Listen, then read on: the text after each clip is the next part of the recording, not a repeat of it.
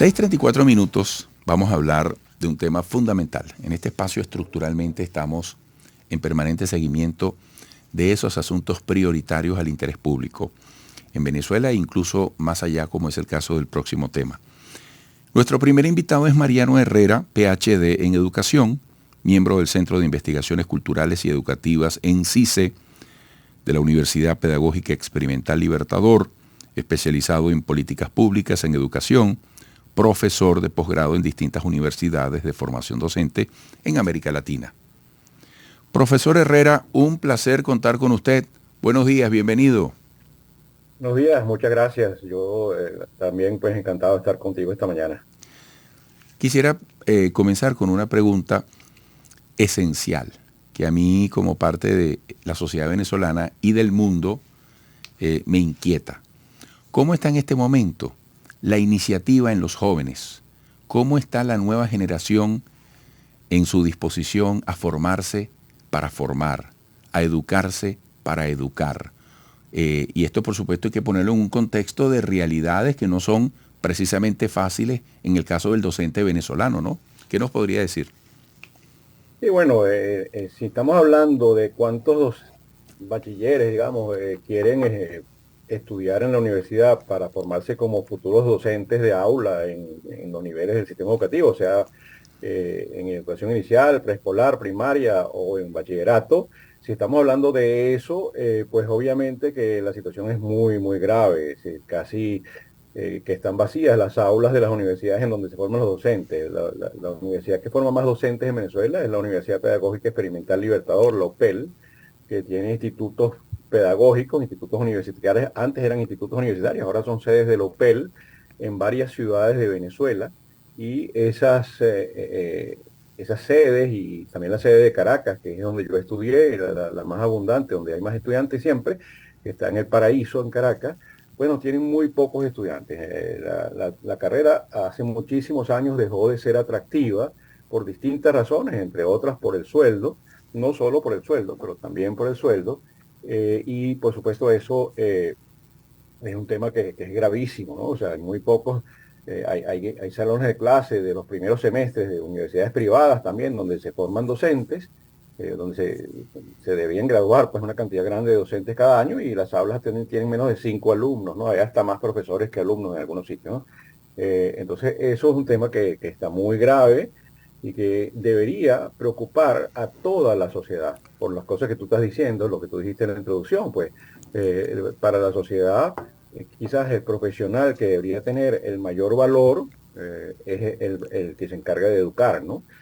Obviamente, pues eso tendría que ser así. Lo es en algunos países, lamentablemente no en todos, porque por desgracia, pues Venezuela no es una excepción, lo que es un extremo, es decir, hay muchos países en América Latina y en otros continentes en donde, bueno, tampoco es que el docente sea la profesión más atractiva, pero lo es un poco más que acá en Venezuela.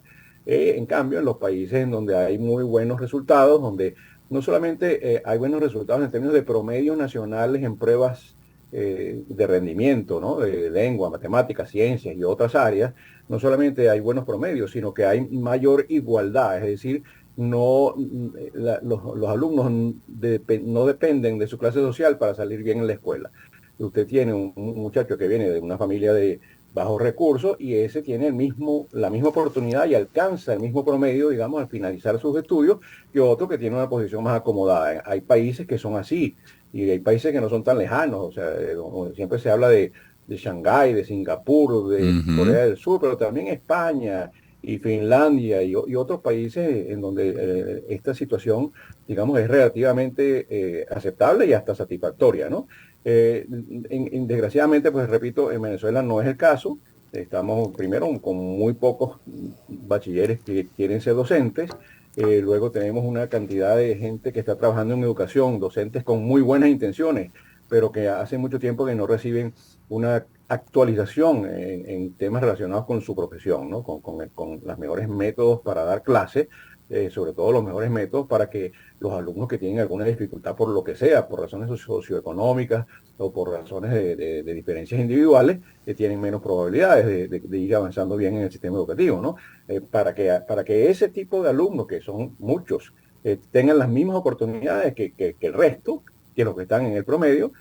Se necesitan profesores que sepan ayudarlos, que sepan tener técnicas pedagógicas, didácticas, que estén actualizadas. Eso no pasa en Venezuela hace mucho tiempo y entonces también eso es un tema. No solamente no hay suficientes bachilleres que quieran ser docentes, suficientes personas estudiando para graduarse como docentes, como para lo que viene ahora en la próxima generación, sino que los docentes que están en este momento en servicio tampoco están recibiendo la atención necesaria. Todos los profesionales, y tú lo sabes, requieren una actualización en sus profesiones. El conocimiento, las técnicas avanzan por la tecnología, pues por los grandes avances científicos que hay en el mundo, a una velocidad mucho mayor que antes y por lo tanto todos nosotros, tengamos la edad que tengamos, tenemos que tener oportunidades de actualizarnos, ¿no?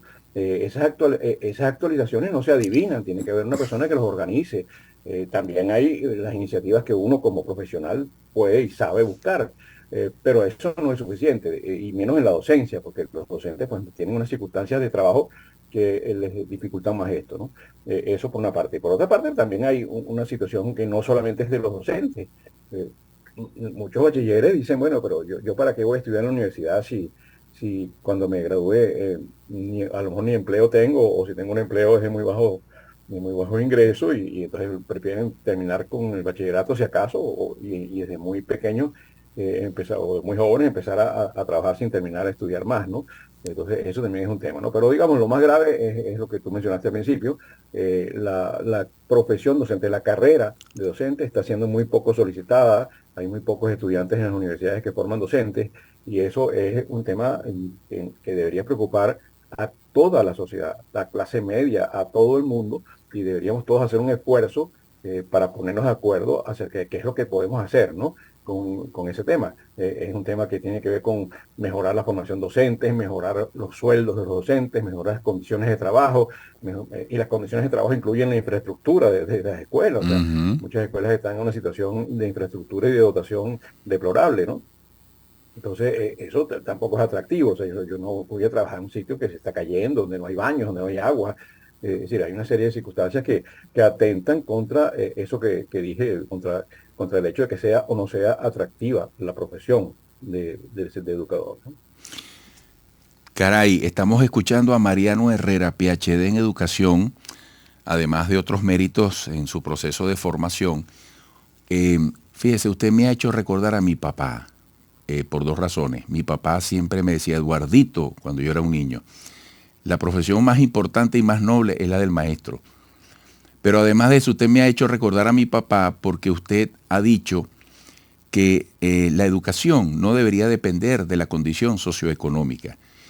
Y yo agrego en esa línea, no debería ser un lujo, no debería ser algo No, opcional, porque eso crea así es, terribles contrastes. Y entonces así es. recuerdo que mi papá fue un hombre, así como mi mamá. Mi papá ya no vive, tendría ahorita unos 90 y pico de años, pero oye, tenía sexto grado, pero vaya sexto grado que tenía la gente antes, Sí, así como mi mamá. Y mi papá me formó y mi mamá, y se sí, sabían, oye, la estructura en la formación como para incluso sí, convertirse en un maestro para nosotros. Entonces, sí. todo esto nos tiene que llevar a una reflexión que usted cabalmente ha proyectado en su comentario. Sí, tú estás hablando de calidad de la educación. O sea, el tema es ese. Pues en Venezuela ha habido buenos momentos de calidad de la educación. Aquí se generó un sistema educativo en pocos años. A partir de la democracia del año 58 se construyeron miles de escuelas en todos los estados. Uno paseaba por ejemplo, los estados llaneros, Apure o Guárico, y se encontraba más escuelas que casas, paseando, haciendo turismo por esos lugares, ¿no? Y al mismo tiempo se formaron los maestros y la calidad de educación que recibían los alumnos de esos maestros que se formaban en las escuelas normales en aquellos momentos en los que estudió tu papá, y mira, eran de muy buena calidad. Eso se deterioró un poco por razones de la crisis económica en Venezuela, ya casi mediados de los 80, pero hay maneras de resolver eso y de volver a un sistema de calidad. Todo se basa en que tengamos, por donde empezaste tú el programa de hoy, tengamos mejores docentes. Ujú, ujú. Y no hay que hablar mal de los docentes que están trabajando ahorita porque no es el tema de la persona es como todos los seres humanos, somos todos dignos y todos merecemos respeto, aun cuando unos sepan mejor trabajar que otros. Ujú, La razón por la que unos saben trabajar mejor que otros tiene que ver con su formación, no con su calidad humana, ujú. ¿no? Sí, yo no le echo la culpa a los maestros de lo que está pasando. Los maestros también Ujú, son víctimas de lo que está pasando. Es decir, ujú. todos los profesionales necesitamos oportunidades y apoyo para mejorar en nuestras habilidades, ¿no? Y los docentes no son la excepción a eso. El tema es que se genere pues todo un sistema. El sistema puede ser muy descentralizado, no tiene por qué depender de una entidad central como el Ministerio de Educación o de una sola universidad, sino de muchas posibilidades que hay para que expertos en educación, gente con experiencia y gente bien formada en lo que mejor funciona como pedagogía y como didáctica, esté a la disposición de los maestros en cualquier parte que se encuentren en el país y tengan entonces toda vamos a decir, el dispositivo necesario. Dispositivo me refiero a la organización y la posibilidad de que les llegue a todo el mundo. Hoy en día sería un poco más fácil eso porque, bueno, las tecnologías como esta de comunicarnos por el Zoom y otras áreas y otras formas hacen que sea más fácil llegar a donde sea, ¿no? Sin necesidad de ir presencialmente. Pero incluso presencialmente, pues en Venezuela hay gente formada en cada municipio, ¿no? No es que no las haya, sí las hay. Y con darles a esas personas y a estos expertos y a los especialistas los recursos para poder ayudar a los docentes y también darle a los docentes la oportunidad de contactarse con estos, eso se mejoraría. Y por otra parte, pues, habría que hacer todo un sistema, todavía no estamos ni cerca de eso, pero un sistema educativo en el que se haga atractiva la profesión. Y repito, que hacer atractiva la profesión no es solamente el sueldo, es mucho el sueldo, obviamente, Ujú, porque ganar poquito, pues no es atractivo ujú. para nadie, ¿no? Pero y tiene que ser algo que efectivamente permita vivir dignamente y tener una familia y sin pasar trabajo con casi nada, ¿no? Siempre hay que hacer esfuerzos, todos estamos haciendo esfuerzos para vivir Sí, de nuestra profesión siempre, ¿no? sí, Pero nada es fácil en la vida, pero tampoco que sea un sueldo, porque no vale la pena ni siquiera pasarse una semana trabajando para ganar eso, sí, ¿no? Entonces, pero no es lo único, es decir, repito, en lo que quiero insistir es que el sueldo es una cosa central, es el piso, sí. pero no es el techo. Hay una cantidad de cosas que están relacionadas con lo que hace atractiva una profesión. Bueno, mi querido profesor, usted ha dado una cátedra en un lenguaje como buen maestro, sencillo, ha dicho mucho con poco, de manera interesante, de manera fácil de entender y aplicable. Urge en la agenda de la Venezuela de hoy centrarnos en este gran objetivo. Yo tengo tiempo que no entro a un aula de clase, pero debe ser todo un reto eh, explorar y reflexionar sobre las herramientas, sobre ese ámbito que hoy tienen los chamos delante de un cuaderno cuando se la pasan todo el día con un celular, con una computadora. Es decir, el tema de la actualización, que fue un concepto que usted también tocó, es algo que nos tiene que unir a los venezolanos a favor de un mismo objetivo. Oye, le agradezco mucho este campanazo a la reflexión de la sociedad venezolana y más allá, porque este programa se ve incluso de manera directa en muchos países de Latinoamérica. Un gran Bueno, abrazo, profesor. muchas gracias a ti. Encantado de participar en tu programa. Y a través de usted, el abrazo y la gratitud al heroísmo de los maestros de Venezuela y el mundo. Benditos Comparto, por haber elegido ese apostolado y ese camino para el servicio. Sin ustedes no hay educación. totalmente, ¿Sí? comparto contigo. Sí. Ujú. Bueno, un fuerte abrazo. Igual para ti. Un fuerte abrazo. Cuántas cosas para el corazón, la mente, la reflexión ha dicho este caballero. Mariano Herrera, PhD en Educación, miembro del Centro de Investigaciones Culturales y Educativas en CICE, Universidad Pedagógica Experimental Libertador. Esto es lo que uno llama genéricamente el pedagógico. Especializado en políticas públicas en educación, profesor de posgrado en distintas universidades de formación docente en América Latina. Se ha vuelto un lujo en Venezuela la educación. Volveremos.